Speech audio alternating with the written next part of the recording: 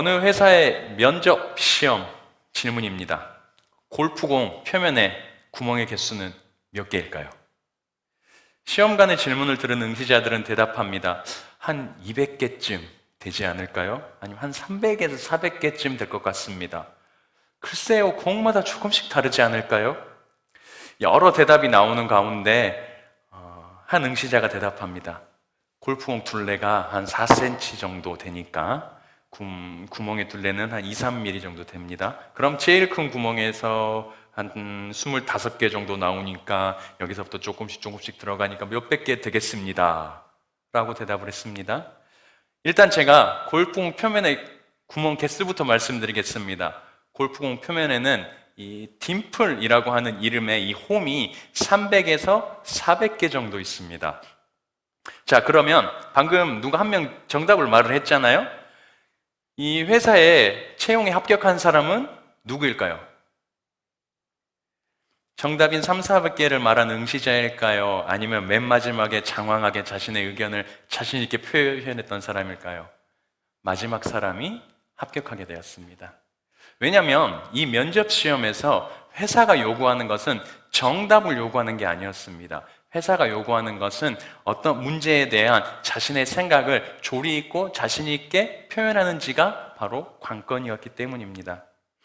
어떤 한 분야에 정통하고 정확한 지식을 가지고 있는 사람이 아니면 잘 모르는 방금 그런 문제들 있죠. 골프공에 구멍이 몇 개인지, 이 시간 지금 피자를 먹는 사람이 대충 몇 명인지, 이런 문제를 바로 페르미 추정이라고 합니다. 페르미 추정이라고 하는데, 이 회사는 이 페르미 추정을 통해서 인재를 뽑아낸 거였어요.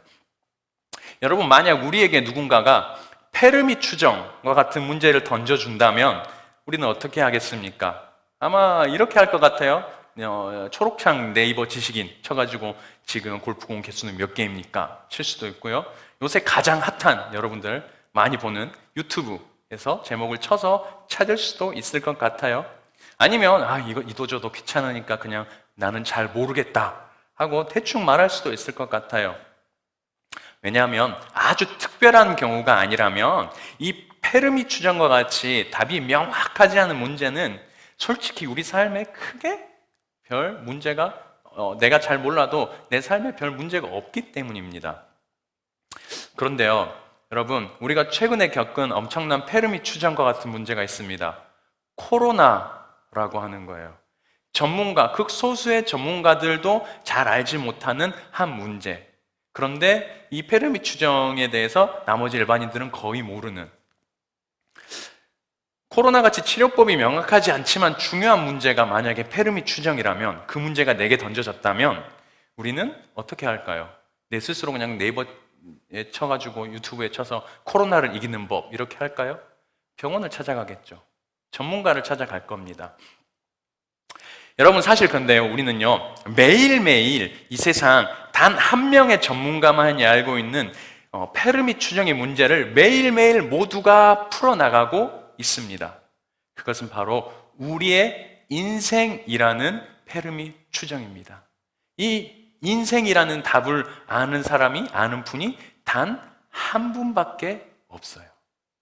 오늘 성경에는요, 이해할 수 없는 고통으로 이 인생의 해답, 페르미 추정과 같은 문제를 찾아야 했던 욥이라는 사람이 등장합니다. 욥은 우스라는 지역에 사는 굉장히 부유한 사람이었습니다. 그는 대단히 성공한 삶을 사는 사람이었어요. 성경은 욥기 1장에서 욥을 이렇게 이야기합니다. 그 사람은 온전하고 정직하여 하나님을 경외하며 악에서 떠난 자더라. 또 동방 사람 중에서 가장 훌륭한 자더라. 이 사람이 얼마나 완전했냐면요, 심지어 여러분 성경 읽어보면 자식 숫자까지도 완전했습니다. 아들이 7명, 딸이 3명이에요. 그러면 그게 뭐? 이렇게 생각할 수도 있잖아요. 아들 7, 딸이 3, 뭐? 그런데 이스라엘은요, 3, 7, 10, 12가 완전수예요. 하나님의 축복받은 수가 3, 7, 10, 12입니다. 아들이 7명이에요. 7이죠. 완전해요, 벌써. 딸이 3명입니다. 완전합니다. 합해서 10이에요. 그럼 어때요? 또 완전해요. 양이 7,000마리래요. 7 곱하기 10 곱하기 10의 3승. 완전하게 양을 가지고 있는 사람입니다. 심지어 낙타가 3천이에요. 3 곱하기 10 곱하기 3승. 소가 500에 암나귀 500. 합해서 1000, 10에 3승. 그러니까 이 욥은 모든 게 완전했던 사람이에요. 가진 것까지도 완전한 사람이 바로 욥이었습니다. 그뿐 아닙니다. 자녀들이 사실 잔치를 너무 좋아했나 봐요. 매일매일 잔치를 하면 혹시나 마음으로라도 하나님에게 범죄했을까 봐 그 이름을 불러가면서 명수대로 하나님 앞에 제사를 드렸던 사람이 바로 욥입니다. 예배와 회개가 생활화된 사람이 바로 욥이라는 거예요. 성경에는 이 욥의 행위가 항상 이러하였더라라고 기록되어 있습니다. 어쩌다가 한 번 그냥 잘 드리는 게 아니고 항상 인생 전체를 통하여서 완전했던 사람이 바로 욥입니다. 대단하지 않습니까, 여러분? 우리가 생각하는 바람직한 크리스천, 세상을 바꾸는 영향력 있는 사람의 모습 아니에요? 온전하죠, 정직하죠, 죄 안 져요, 하나님 경외해요, 부자의 자식까지 하나도 빠지는 게 없는 사람들입니다. 닮고 싶은 그리스도인들의 워너비, 우리 청년들의 워너비죠. 이렇게 됐으면 좋겠다. 욥. 가장 완전한 사람이에요. 성경에 완전하다라고 기록된 사람이 많지가 않습니다. 그런데 이 완전한 욥의 모든 상황이 욥기 초장 1장 6절에서 하루는 이라는 이 세 글자로 인해서 모든 게 바뀌기 시작해요. 하루는 여호와께서 성전에 하나님의 전에 계시고 천사들이 서 있고 하나님의 아들들이 서 있고 거기에 사탄도 같이 와서 섭니다. 이 회의를 통해서 탄탄대로 성공 가도를 달리던 욥의 인생이 하루아침에 무참하게 부서지는 일을 겪게 돼요. 강도들이 들이칩니다. 욥의 종들을 죽이고 그 아까 완벽했던 그 가축들을 다 약탈해 갑니다.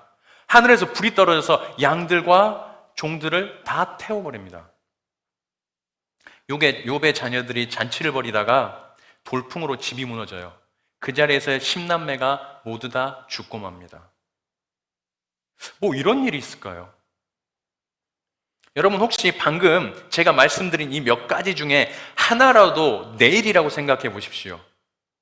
온전히 정신 차리고 하나님께 예배할 수 있는 분이 이 중에 계십니까? 그리스도인의 워너비에서 그리스도인의 수치풀, 어른들은 수치풀 무슨 말인지 모르시죠? 수치풀. 수치로운 일을 했다는 뜻이에요. 청년들 알아먹을 거예요. 수치풀. 네. 워너비는 원한다, 이 사람이 이렇게 되고 싶다가 워너비고요. 수치풀은 이 진짜 수치스럽다라는 뜻이에요. 청년들 얘기예요. 그리스도인의 워너비에서 그리스도인의 수치풀로 정락해버립니다.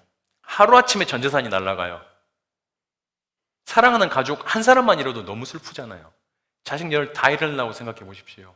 여러분 사랑하는 우리 자녀나 우리 혹시 손자들, 손녀들 있으신데 어느 날 갑자기 태풍에 집이 무너져서 한순간에 하나님 곁으로 갔다고 생각해 보십시오. 우리 제정신을 놓고 하나님께 나올 수 있는 분이 과연 계십니까?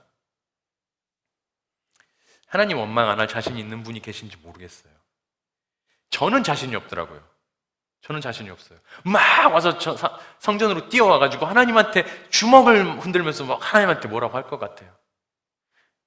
근데 욥은 뭐라고 합니까? 오늘 읽진 않았지만 1장 21절 22절에 이렇게 기록합니다.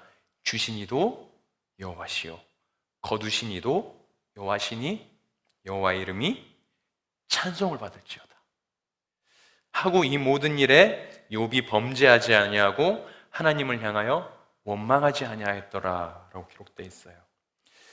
우리 많이 듣죠. 하나님께 원망하지 않아야 합니다. 하나님 앞에 좋은 말만 해야 합니다. 부정적인 말을 하면 우리의 삶이 부정적으로 변합니다. 많이 들었죠. 그런데 이 욥은 그렇게 하지 않았는데 상황이 좀처럼 나아지지가 않습니다. 갈수록 더 암울해져요. 심지어 이젠 욥의 몸에 뭐가 생깁니까? 종기가 생겨요. 종기 하나만, 죄송합니다, 저 단에서 엉덩이에 종기 하나만 생겨도 얼마나 아픈지 아시죠?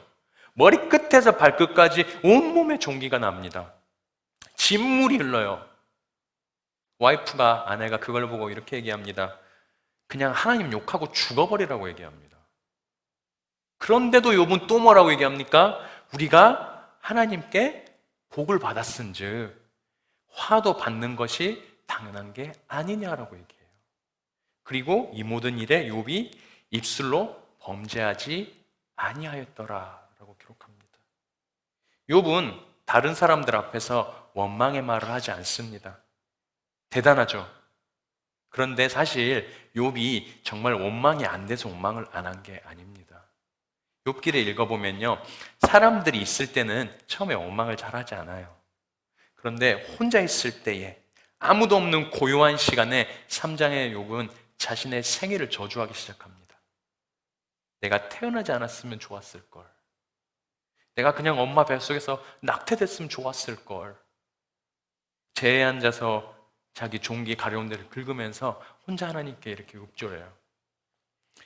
자신의 삶 전체를 부정하는 고통 속에서 욥이 지금 신음하고 있는 겁니다. 그때쯤 여러분 잘 아시죠? 욥의 새 친구가 찾아와요. 욥의 몰락을 보고 깜짝 놀랍니다. 그런데 여러분 욥기를 읽어보면 되게 사실 화가 나는 부분이 조금 생기죠. 여러분 읽어보시면 알겠지만 사람 참 이상해요.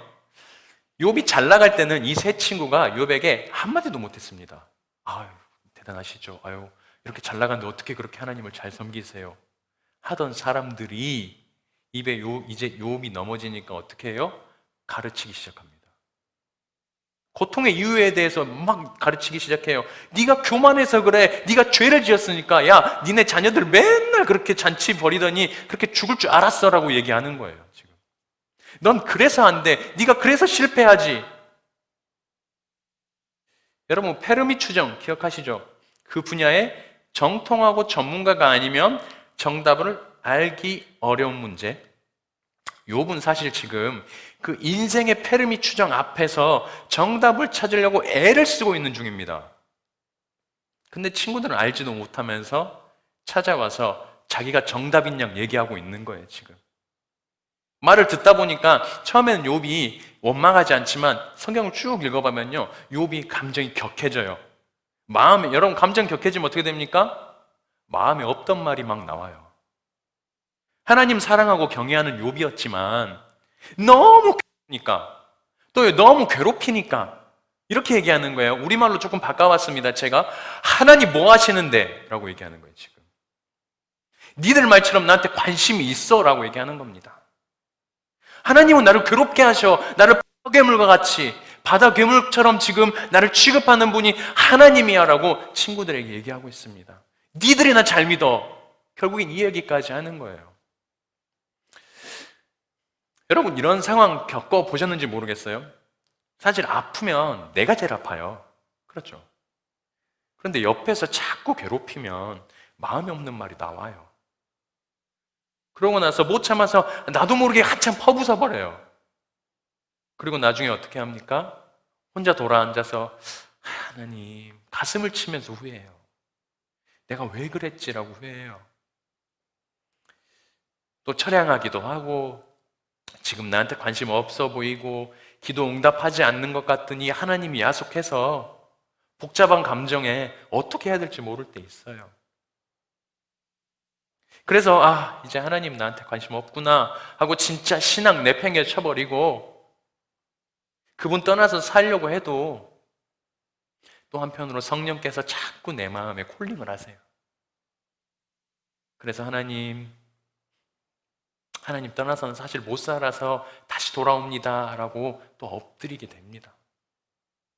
욥이 지금 그런 상황이에요. 그는 끊임없이 하나님을 찾으려고 의지하고 몸부림치고 있었습니다. 친구들이 뭐라 하던 간에, 아내가 뭐라 하던 간에, 내 상황이 어떻든 간에 내 안에서 마음에 없는 소리가 막 퍼부서 나왔다고 할지라도 그는 끊임없이 그 말을 하면서도 하나님을 바라보고 있었던 중입니다. 여러분 우리의 삶은요 페르미 추정이라는 문제 중에서도요 가장 어려운 문제입니다. 왜입니까? 정답을 아는 분이 한 분밖에 없기 때문이에요. 이런 말 있죠. 병은 의사에게, 약은 약사에게, 말씀은 목사님에게. 인생은요 하나님에게. 이게 정답인 것 같아요. 우리 인생을 아는 분이 누가 있습니까? 우리 앞길을 아시는 사람이 누가 있어요? 그래서 우리가 만일 인생이 잘 풀리지 않을 때 혹은 이해할 수 없는 고통이 내게 다가왔을 때 여러분 취업으로 실패할 때 여러분도 결혼에 실패할 때, 내 삶에 어떤 문제가 있어서 잘 풀리지 않을 때, 풀릴 것 같은데 넘어지고 풀릴 것 같은데 엎어지고 할 때, 그때 우리는 어떻게 해야 됩니까? 이 페르미 추정 단 하나의 답을 가지고 계신 그 하나님 찾아가야 합니다. 결국 이 욥은요 1장부터 37장까지 끈질기게 물론 마음에 없는 소리도 하지만 하나님을 찾아요.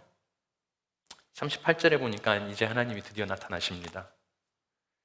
근데 욥기를 그냥 글자 그대로 보잖아요. 그럼 굉장히 이상합니다. 청년 여러분들도, 여기 계신 성도님들도 성경 욥기 읽어보면 굉장히 이상한 부분들이 많아요. 욥이 굉장히 아프죠, 지금? 하나님 때문에 어떻게 보면 하나님이 욥이 아프라고 허용해 줬기 때문에 지금 아픈 거예요. 그런데 하나님이 나타나셨으면, 내가 만약에 하나님이면, 제 자녀가 그랬다고 하면, 아팠지, 괜찮아, 이제 치료해 줄게. 이게 부모 아닙니까? 근데 하나님 어떻게 하신 줄 아세요? 38장 읽어보면 갑자기 이렇게 하세요. 온 우주의 비밀을 갑자기 얘기하기 시작하세요. 내가 창조할 때 네가 어디 있었고, 뭐 신적 존재들, 뭐 베히모스, 레비아탄, 뭐 신화에서 나오는 그런 괴물들을 네가 잡아서 콧구멍에 낚시줄을 낄 수 있고 이런 얘기를 하시기 시작해요. 네가 노루 사슴이 나올 때 몇 달 만에 나온지 네가 아니? 하나님 굉장히 이상한 어떤 질문을 욥에게 하시는 거예요. 아니, 자기 백성이 고통 중에 신음하고 그랬으면 좀 미안하다, 아니면 좀 괜찮니? 라고 해주면 좋지 않습니까? 하나님 그렇게 안 하시더라고요. 우리가 욥이었으면, 여러분 욥이면 어떻게 할 것 같아요? 만약에 여러분, 청년 여러분들에게 여쭙고 싶어요. 부모님하고 싸움을 합니다. 엄마하고 싸움을 해요. 분명히 공부를 하려고 했어요. 취업 때문에. 나는 지금 공부를 하려고 상에 앉았는데 한 1분만 페이스북 보려고 핸드폰을 딱 했습니다. 그때 하필 어떻게 해요? 엄마가 문을 그때 열고 들어옵니다. 아이, 공부 좀 해라. 그러면 어떻게 해요? 공부가 그때부터 하기가 싫어집니다. 참 희한하죠. 하나님이 그거 아실 텐데, 욥이 그렇게 어려웠으면, 이제 하나님 딱 나타났으면 괜찮아 라고 했으면 좋겠는데, 아이, 너 왜 이렇게 원망하니라, 이런 식을 얘기하는 거예요, 지금. 되게 화나겠죠. 나타나서 갑자기 자기 자랑하시고, 하나님이 우주를 지었고 네가 뭘 아니? 나는 아는데. 그런데요, 일생을 바쳐서 여러분 하나님을 섬겼던 사람은요 굉장히 특별한 능력 하나를 가집니다. 그게 뭐냐면요, 하나님이 무슨 말씀을 내게 하시든 간에 그 안에 사랑이 있음을 깨닫고 캐치해낸 능력이 있어요. 일생을 통해서 하나님을 섬겼던 사람은요, 비록 하나님이 엎드려져라 할지라도 그 엎드림을 통해서 나를 일으키심을 하나님 깨닫게 되고요, 비록 네가 여기에서 낮아져라 할지라도 이 낮아짐을 통해서 나를 사랑하셔서 높아지게 하려는 것을 우리는 알아요. 욥은 알았습니다. 하나님이 지금 다른 얘기하는 거 욥은 깨달았어요. 알아챘어요. 자기 자랑하는 거 아니고 욥의 처절한 질문에 하나님이 가장 적절한 지금 답을 주고 있다고 욥은 깨달은 거예요. 하나님 지금 이 말하고 계신 겁니다. 내가 바로 하나님이다라고 얘기하는 거예요. 너를 창조했고 네 인생의 주인이 나다라고 지금 하나님이 말씀하고 계시는 중이라는 거예요. 나는 너의 부서진 인생을 통해서 하나님이 하나님됨을 드러내기 원한다라는 것을 욥은 캐치해냈습니다. 여러분, 참 희한하게도요, 성공과 안녕의 자리에서는요 우리가 하나님 만나기 쉽지 않아요. 높은 자리에서 그리고 설사 하나님 만났다 할지라도 금방 잊어버립니다. 그러나 상처와 외로움과 고통 가운데 나하고 함께 하셨던 하나님, 그 하나님은요 만나면 평생 잊어버리지 못합니다. 그분은요 우리에게 정답을 알게 하시고요, 회복하는 법을 알게 하세요. 때때로는 모른다 할지라도 우리에게 저절로 회복의 길로 인도하십니다. 우리와 1대1 친밀한 관계 맺으려고 사실 하나님 찾아오시고 우리 아프게 하시는 거예요. 하나님 그렇게 우리 찾아오십니다. 신약의 예수님이 12년 동안 이 자궁에서 피가 흘렀던 여인을 찾아가십니다. 부정하다고 여김받아요. 그 시대에는 여인의 몸에 다거나 아니면 뭔가 몸에서 유출이 있으면 부정하다고 여겨집니다. 다른 사람과 만날 수 없어요. 심각한 악취가 났을 겁니다. 계속해서 지속적으로 피가 났으니까. 계속해서 피를 흘리기 때문에 극심한 빈혈에 시달렸을 거예요. 얼굴은 하얗게 떠 있었을 겁니다. 그 누구도 따뜻한 눈길을 주지 않았던 그녀에게 주님이 찾아가세요. 그 옷자락을 만진 그녀에게 뭐라고 합니까? 딸아, 네 믿음이 너를 구원했다라고 얘기해요. 베데스다 연못에 38년 된 병자에게 주님 찾아가시죠. 연못이 동할 때, 천사가 내려올 때 먼저 들어가는 사람이 낫는데 이 병자는 누구도 거기 데려가 줄 사람이 없는 거예요. 혼자입니다. 혼자, 홀로. 그때 주님이 오셔서 어떻게 합니까? 일어나 걸으라라고 말합니다. 물론 병을 낫게 하는 데 목적이 있지 않으시지만 주님을 만났다는 경험은 우리의 삶을 바꿉니다. 주님을 만나면 우리의 모든 게 바뀌어요. 그럼 청년 여러분, 가장 힘들고 어려운 게 뭡니까? 아까 전사님이 기도하시면서도 물질 어렵죠. 다른 말로 취업 어렵습니다. 그런데 그 문제 여러분들이 해결할 수 있습니까? 하나님 없이 스스로 헤쳐나갈 수 있어요? 없습니다. 설사 헤쳐나갔다고 해도 그거 하나님과 관계없습니다. 우리의 삶에 도움이 되지 않아요. 만남이 먼저이고 경험이 먼저입니다. 주님은 우리가 이렇게 낮은 자리에 엎드려 있을 때 진정한 만남을 가지세요. 주님은 고통 가운데 만나는 겁니다. 사도 바울은 그것을 뭐라고 합니까? 갈라디아서에서 그리스도의 흔적이라고 얘기해요. 제가 설교 초반부에 골프공에 딤플이라는 구멍이 있다고 말씀드렸죠. 처음 골프가 시작됐을 때는 골프공이 매끈했습니다.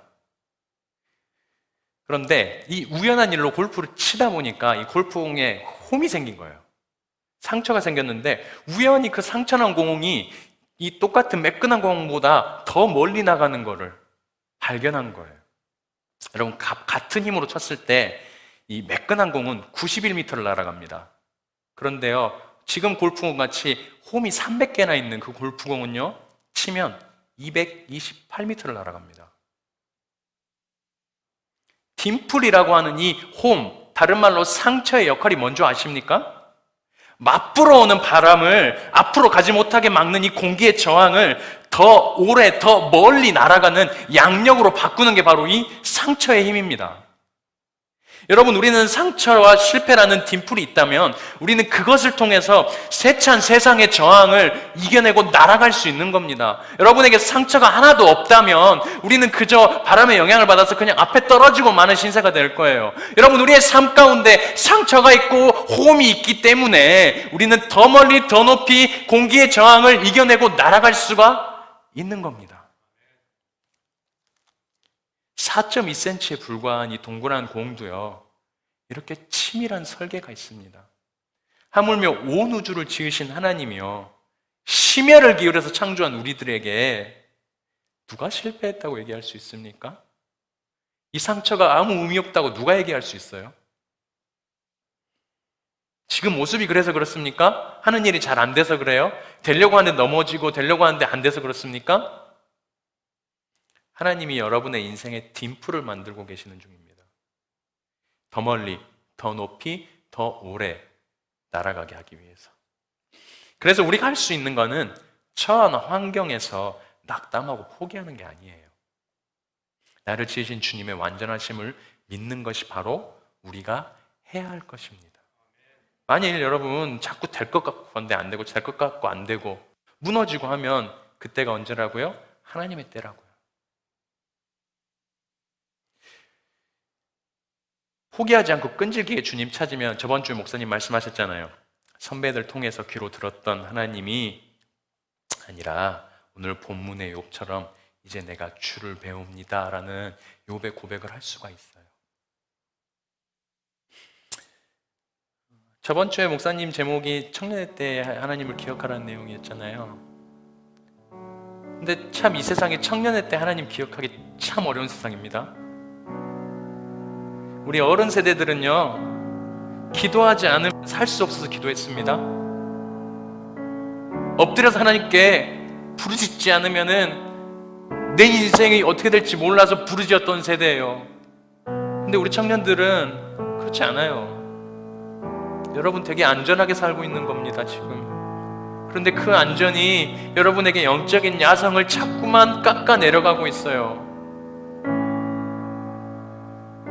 영적인 야성을 회복하시기 바랍니다.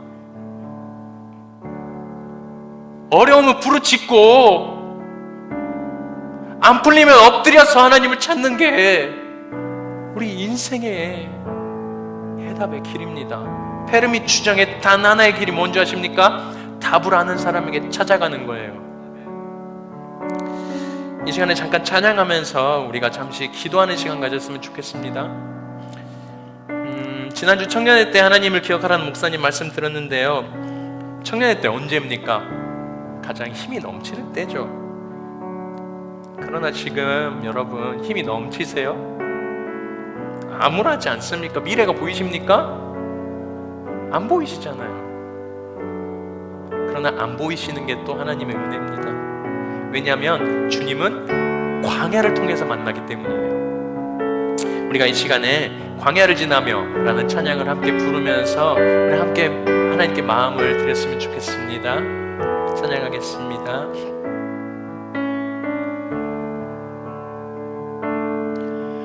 왜 나를 깊은 어둠 속에 홀로 두시는지, 어두운 밤은 왜 그리 길었는지, 나를 고독하게 나를 낮아지게 세상 어디도 기댈 곳이 없게 하셨네.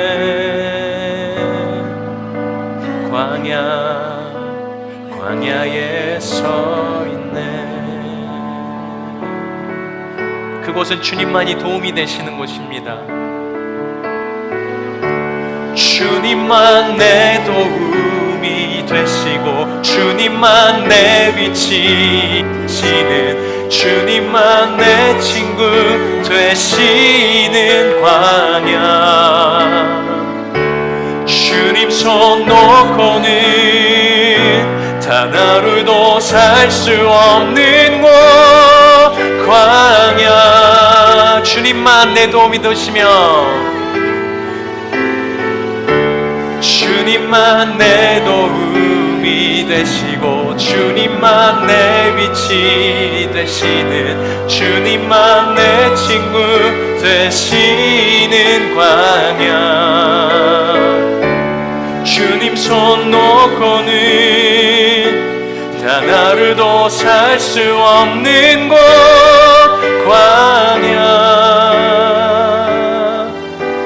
광야에 서 있네. 우리 시간 잠시 기도했으면 좋겠습니다. 오늘 제목이 주를 알고 나를 알다입니다. 여러분, 주님을 알기 위해서는요 필연적으로 광야를 걸어야 합니다. 광야를 걷지 않고 주님을 만날 수 있는 방법은 없어요. 그래서 여러분의 삶 가운데에 죄송합니다, 광야가 있기를 축복합니다. 그리고 그 광야를 통해서 눈으로 주님을 뵙기를 축복합니다. 이 시간 혹시 광야를 걷고 있는 지체들이 있다면, 주님 이곳을 통해서 내가 주님을 경험케 하시고 이제 눈으로 주를 보게 하여 주시옵소서라고, 하나님 이 경험을 통해서 내가 주님을 바라보며 나아갈 수 있게 해달라고 주여 한번 외치고 우리의 말씀을 생각하면서 기도 한번 나가겠습니다.